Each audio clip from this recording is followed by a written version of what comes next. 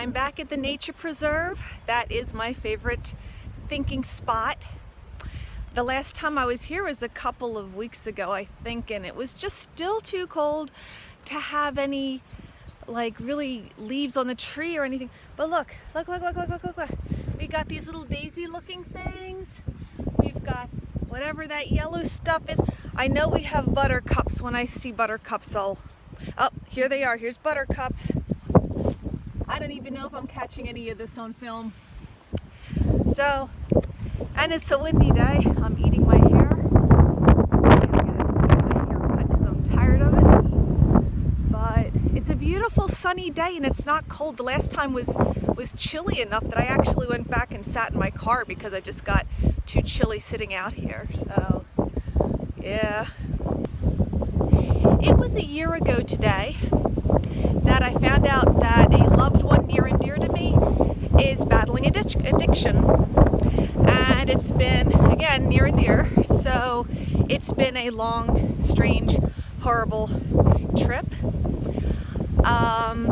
It's 1 year later. We're kind of holding steady. There is at least one objective measure that things may be like a glimmer of hope, like maybe turn around a little bit. But it's been a long ride. It's going to be a long ride. And it's just, I would prefer not to learn these lessons in life because I say, adversity teaches you lessons. I just assume not, actually.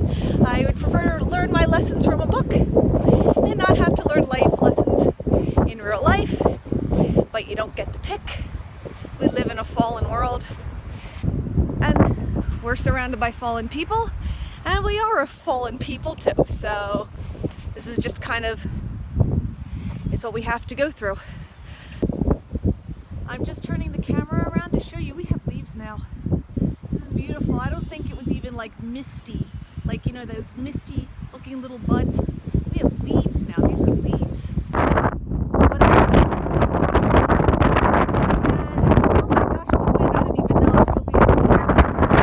learned from this struggle is that as a caring person in the life of an addicted person, you need to have your own support group.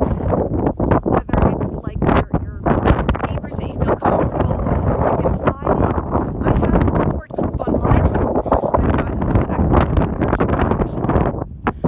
And I've confided in people who I found out were going through very similar struggles unbeknownst to me.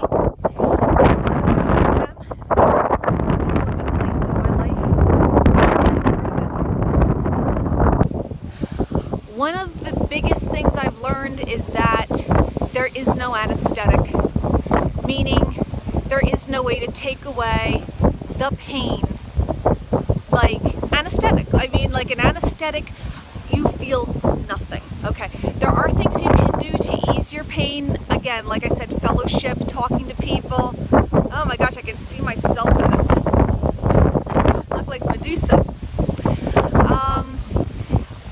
Some people, when they're faced with a painful situation, they turn to the drugs and the alcohol. And honestly, there was a time when I thought, just put on your big girl panties and deal with it. I totally get it. I totally need, I understand the need to take the edge off or just to escape a little while. But you know what? These escapes, or even the non-chemical escapes like shopaholic or gambling, or becoming addicted of your own, maybe to the internet. I know it's ironic, I'm on the internet. But they all come with a price. And so you really have to be careful not to add your own addiction to your loved one's addiction. When you are along for the ride, when it's addiction or mental illness, you have to understand that this is a marathon and not a sprint. You have to take good care of yourself. You have to make sure that you're not turning to junk food. You need to eat well. You need to sleep. Sometimes it's hard, and and I have taken NyQuil on the nights that I just knew I'd lay there awake with, staring at the ceiling. It's not the best thing. But on a short term, but you need your sleep, you need your exercise, because you need to get out. Being in the home and thinking and brooding can make you neurotic too. So you really need to get that exercise. You got to get your body moving. You need to have the company of well people. Yeah, I know we're all our own kind of weird and crazy. I get that. But, try to find people who have it as much together as you can reasonably expect in this world. And here's another thing. Find somebody, if you can, who's been through what your struggle is and came out on the other side successfully. If you can find that, they can be a world of resources. Of course, every situation is different. The techniques that worked for Jill won't necessarily work for Jane. So you want to, but maybe they can give you some good insight, or just hold your hand when you need to cry. I'm walking in the woods now, so that's acting as a windbreak. I don't actually mind the wind in my hair; it's good. But that brings me, excuse me, I just had lunch. I just had sushi. Now I'm repeating sushi. But I have found, I call nature my antidepressant / anti-anxiety, because walking in nature does more for me than any medication ever would. With my work schedule, sometimes it's hard to find the time. And of course it was, I wouldn't say a bad winter, but it was a long winter. It went on, and it was just kind of low level blech. But look around me. Look at the trees.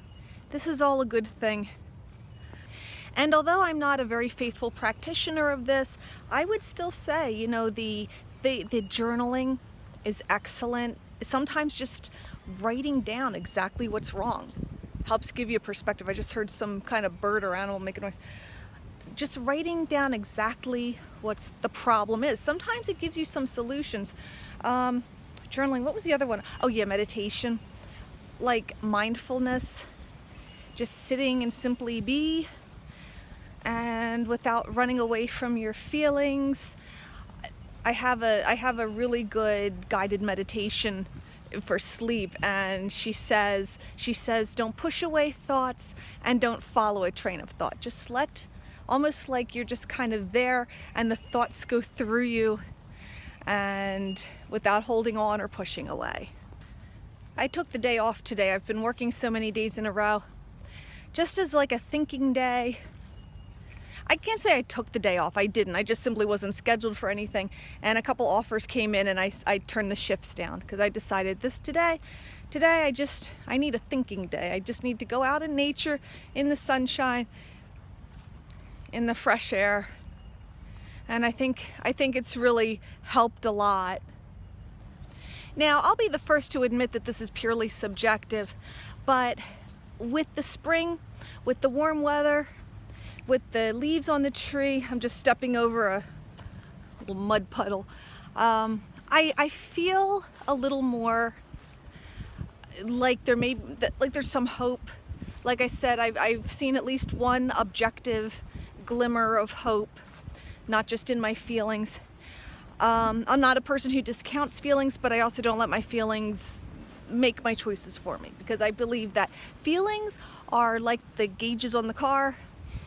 If you're sad or angry or afraid, that means something's wrong. But it can't always tell you what's wrong, because our minds get involved, and without a quiet space to sort it out, and sometimes without another person to sort it out with you, it's very easy to, pin the blame for your unhappiness on the last person you saw or the last situation, when actually it's a lot deeper. So where was I going with this? Oh yeah, so I'm feeling a little bit better about things today. I woke up, I was feeling very blue, but I've had a lot of time to think. I've had a lot of time to be out in the sunlight, which helps. And so going forward, I feel like I can take the reins of my life again. I've been kind of letting some things just sort of work themselves out. But at a point, just because I was so, psychologically, I was just so wrapped up with this whole addiction thing. So but I feel like it's time to start stepping up a little bit more, that I can't live this person's life. And I will be there for them whenever they need, but they have to do some of the work. I'll help carry their burden too, but I can't carry all the burden. And which way shall I go? I think I'll go up. I think I'll go up that way. It's like two roads diverged in a yellow wood. Also, our lives are all so interconnected with each other. And one of the many things I've learned this past year, I knew this before, but it had gotten pushed on the back burner. But our lives are so interconnected. If I have a wound that's not healed, I can't help another person as effectively as if my wounds are healed. And so I dug very deeply into my own past, my own interactions with friends and family. What went wrong?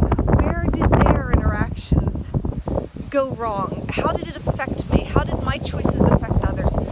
I'm actually in the process, and I started this a couple weeks ago, actually the last time I was here at the Thinking Place, to start to reach out to some people that I had been avoiding because some relationships are very problematic.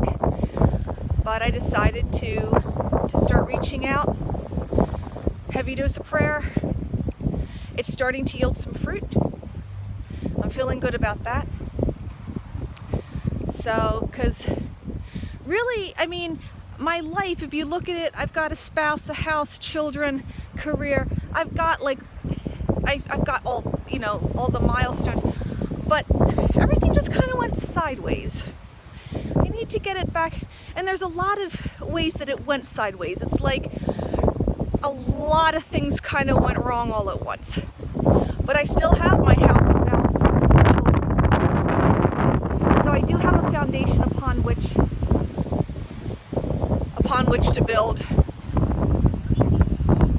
All right, I'm gonna head back. There's some guy with a riding mower, and they closed one of the trails, so I'm just gonna head back. And I'm also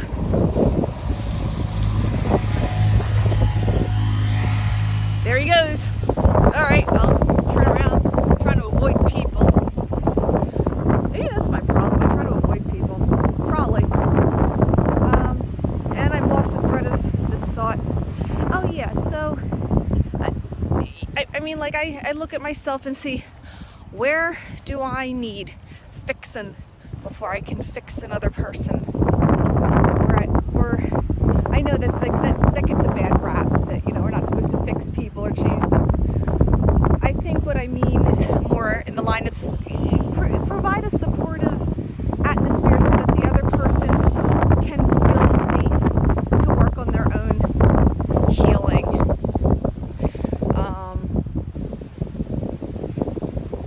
I don't really like inner journey. That's a little bit too much crunchy granola for my taste.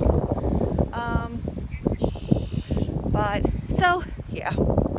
So in conclusion, thank you very much for joining me on my physical ramblings. I don't even know if I'm getting my feet in the thing.